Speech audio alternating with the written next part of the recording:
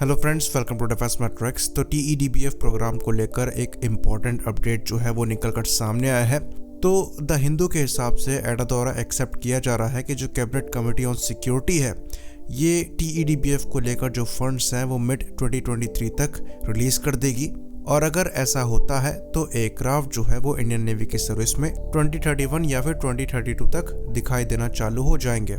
तो जो टीईडीबीएफ का प्रिलिमिनरी डिजाइन रिव्यू है इसको अगले साल के मार्च तक पूरा किया जाना है। और फिलहाल के लिए इस प्रोग्राम में हाई स्पीड मॉडलिंग टेस्ट चल रहे हैं सुपरसोनिक कैरेक्टरिस्टिक्स को चेक करने के लिए, और इस चीज के लिए डीआरडीओ द्वारा खुद के फंड्स यूज किए जा रहे हैं। तो अगर सीसीएस यानी कि कैबिनेट कमेटी ऑन सिक्योरिटी का जो अप्रूवल है वो मिड 2023 तक आ जाएगा तो एयरक्राफ्ट के प्रोटोटाइप का जो रोल आउट है वो 2025 तक हो पाएगा और जो फर्स्ट फ्लाइट है वो 2026 तक हो पाएगी।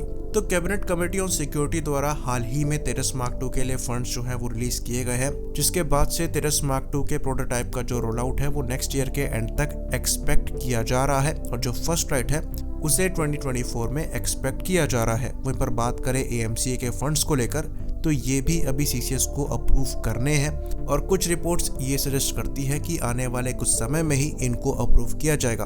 और उसी के कुछ टाइम बाद जैसा कि द हिंदू की ये रिपोर्ट सजेस्ट करती है टीईडीबीएफ के भी जो फंड्स हैं उनको रिलीज किया जाना है। तो ये तीनों ही प्रोग्राम काफी इंपॉर्टेंट है। एएमसीए और तेजस मार्क 2 जो है वो एयरफोर्स के लिए पर्टिकुलरली है और वहीं पर टीईडीबीएफ जो है वो नेवी के लिए है। नेवी के लिए ये एयरक्राफ्ट बहुत ही ज्यादा जरूरी है क्योंकि हम जानते हैं कि नेवी की जो स्ट्रगल है MiG-29K के साथ वो काफी लंबे समय से चल रही है और दुनिया में कोई भी ऐसा एग्जिस्टिंग ऑपरेशनल एयरक्राफ्ट नहीं है जो कि आईएनएस विक्रमादित्य से MiG-29K को रिप्लेस कर सकता है, क्योंकि आईएनएस विक्रमादित्य जो है ये टेलर मेड है रशियन एयरक्राफ्ट के लिए और इसके लिफ्ट की जो साइज है वो किसी दूसरे एयरक्राफ्ट को फिट नहीं करने वाली है। तो यहाँ पर भी एक टेलर मेड एयरक्राफ्ट चाहिए होगा इंडियन नेवी के लिए जो कि टीईडीबीएफ के रूप में आएगा और आईएनएस विक्रमादित्य में फिट हो पाएगा। तो अगर टीईडीबीएफ के प्रोग्राम में डिले होती है तो ये नेवी को काफी ज्यादा कॉस्ट करेगी, क्योंकि अभी से ही MiG-29K से इंडियन नेवी परेशान है। और अगर इस प्रोजेक्ट के टाइमली एग्जीक्यूशन को भी हम लेकर चले यानी कि 2032 तक टीईडीबीएफ का सर्विस इंडक्शन, तब भी ऑलमोस्ट एक डिकेड जो है वो हमें MiG-29K को ऑपरेट करना पड़ेगा और इस बीच में इनको अपग्रेड भी करना पड़ेगा।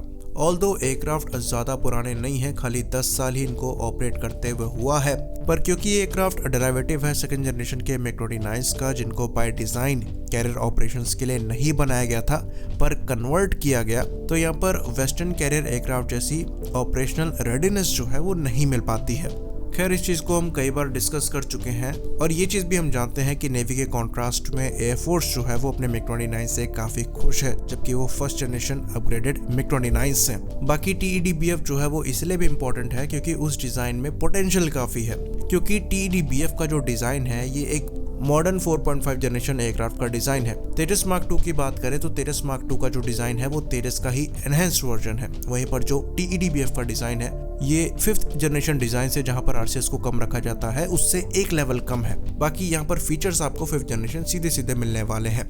तो टीईडीबीएफ उन फाइटर की लीग में आता है जो कि 5th जनरेशन से एक स्टेप डाउन है और फ्यूचर रिक्वायरमेंट में एग्जिस्ट करते हैं। जैसे कि हमने पास्ट कुछ वीडियोस में डिस्कस किया था, जहां पर एग्जाम्पल हमने यूएस का लिया था, जहां हमने ये बताया था कि यूएस एयरफोर्स द्वारा 5th और 6th जनरेशन एयरक्राफ्ट के साथ फ्यूचर रिक्वायरमेंट में एक नया 4.5 जनरेशन एयरक्राफ्ट देखा जा रहा है। तो 4.5 जनरेशन एयरक्राफ्ट आपके फ्यूचर में एग्जिस्ट करते हैं और इसकी अच्छी खासी पॉसिबिलिटी है कि 5th और 6th जनरेशन एयरक्राफ्ट के इंडक्शन के साथ साथ नए 4.5 जनरेशन के एयरक्राफ्ट भी फ्यूचर में इंडक्ट किए जाए।